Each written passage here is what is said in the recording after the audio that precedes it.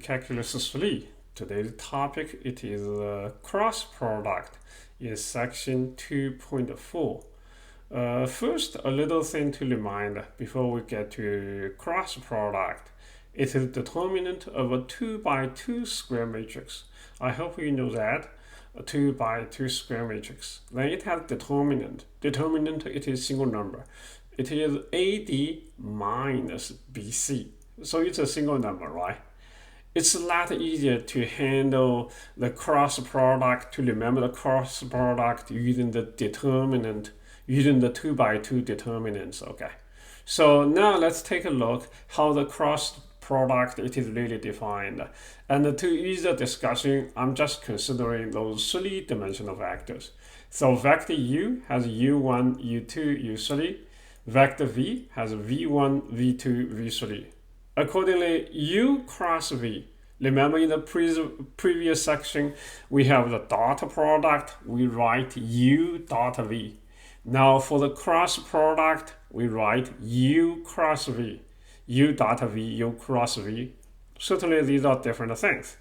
So for U cross V, what you can do here is make an arrangement like a 3 by 3 matrix. Okay, it's not an actual matrix. If you see it clearly, remember I, J, K, those are vectors, unit vectors in the x direction, y direction, z direction. And then the second row, each number really it is scalar. Third row, the sign, these are scalars. Basically, we're not going to mix vectors with scalar quantities. But anyway, this arrangement will help remember the formula. Okay, make the arrangement as a 3 by 3 square matrix. And I'm having double bars. I mean, we pretend we are going to calculate determinant. So what you can do here is U cross V, it will generate a new vector. It will have the I component, J component, K component. So the I component, it is calculated using this fashion by crossing out the row and the column where I is. So as a result, we are having a 2 by 2 square matrix. And still, we needed to use the determinant from that square matrix. Okay. And then for J, we're crossing out the row and the column where J is. Again, we are having a 2 by 2 square matrix. And also other small thing was to mention here is the J component part must be preceded by this minus sign, And indeed, if you know the actual way to calculate the determinant, that is really why we have this minus sign here. But anyway, for the cross product, I'm just going to say this is a formula. And similarly for the K component, we cross out where K, the row and the column where K is.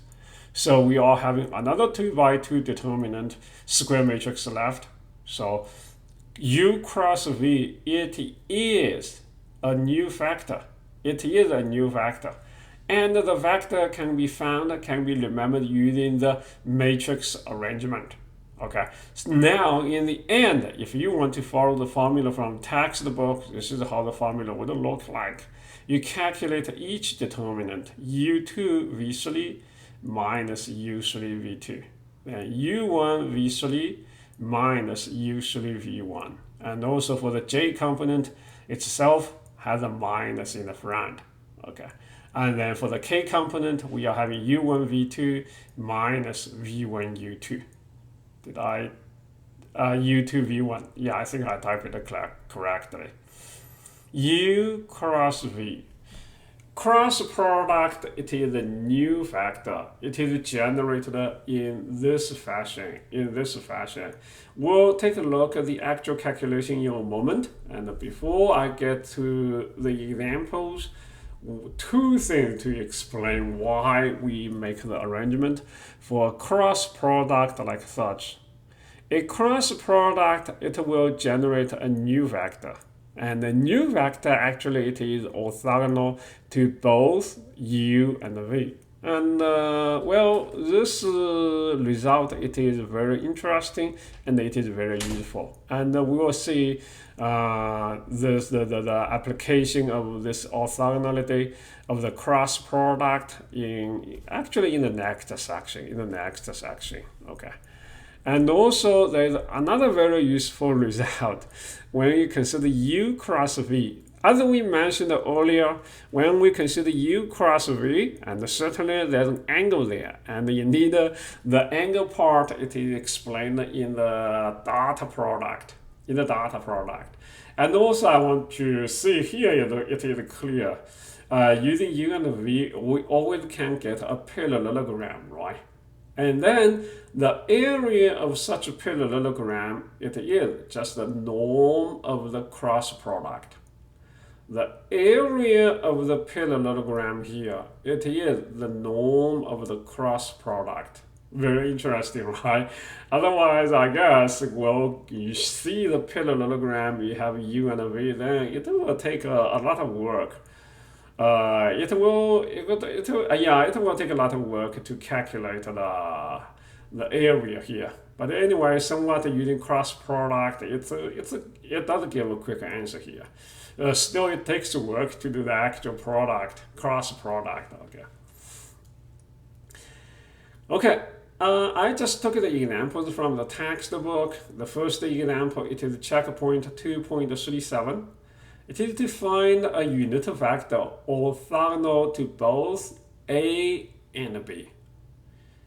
Well, let's first pretend that we don't need to consider this unit vector requirement.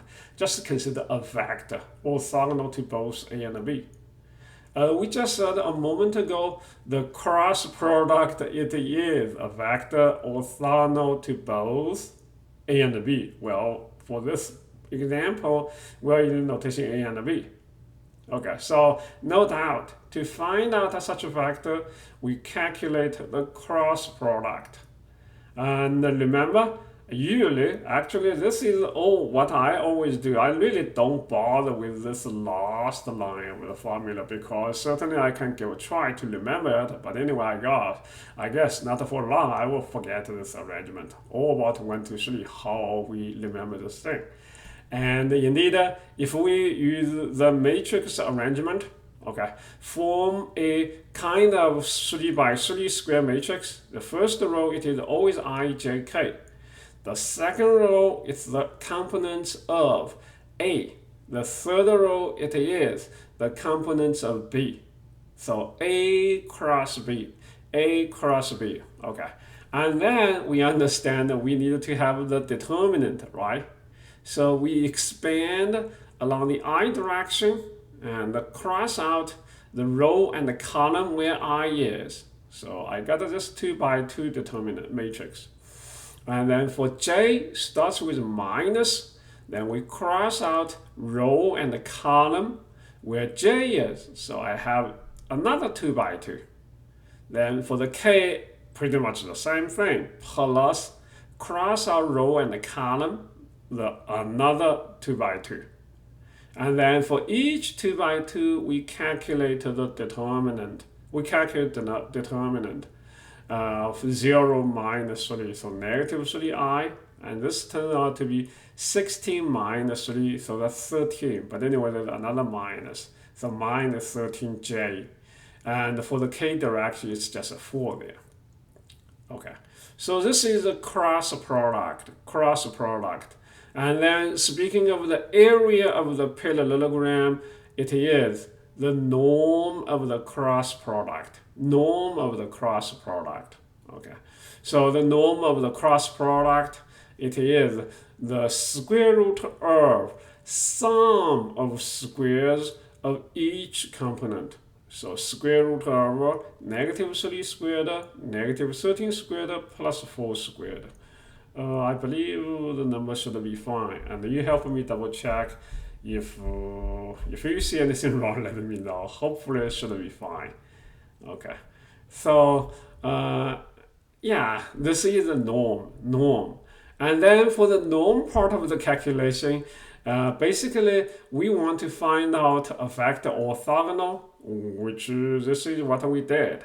It is orthogonal to both. And for the norm part, we want to find out not only orthogonal, it has to be a unit vector. So to get a unit vector, you always calculate the norm of the vector and then multiply the reciprocal of the norm to that vector. So in the end, I said the unit vector orthogonal to both A and B, it is the reciprocal of norm times the cross product itself. And that should be it. That should be it. Cross product.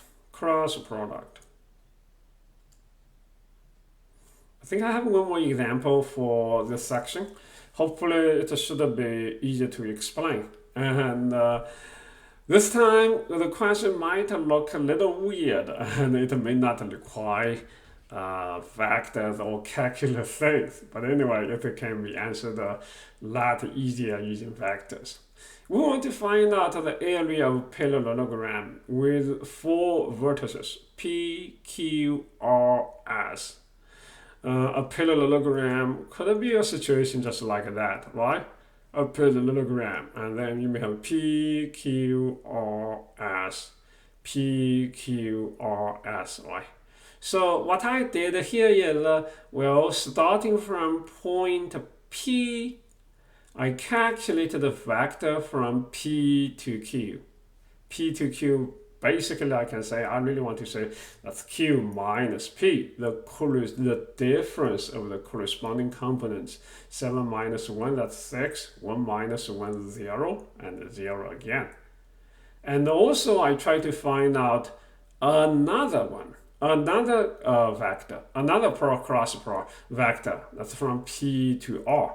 P to R, okay.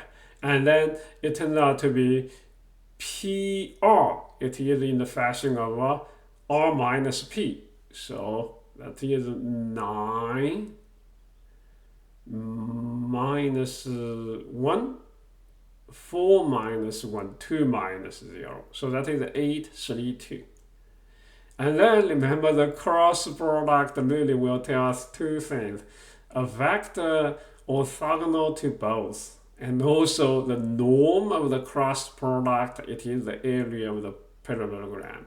So what I did for the next part, I simply just calculated the cross product first. Not a lot to explain. I hope you follow the arrangement, the matrix arrangement. Okay, it's a lot easier to remember. Okay. And let's double check. For the I component, I have a matrix like this, tends to be 0. For the J component, I have 6, 0, 8, 2. So there is an actual number here, I believe. Okay, and then for the K component, still there's a number, 18, 3 times 6. Okay, actually, I just figured out probably the I component, I'm right. For the J component, I'm having 12 minus 8. That should be 4, but anyway, there's still minus sign here. And then for the K component, probably do I need to make a correction? 3 times 6, that's 18. Then this part, diagonal, it is 0. So I believe it should be 18. It should be 18. It should be 18. And then the area, it is the norm of the product. So indeed, it will be like this. Negative 4 squared plus, now it has to be 18 squared.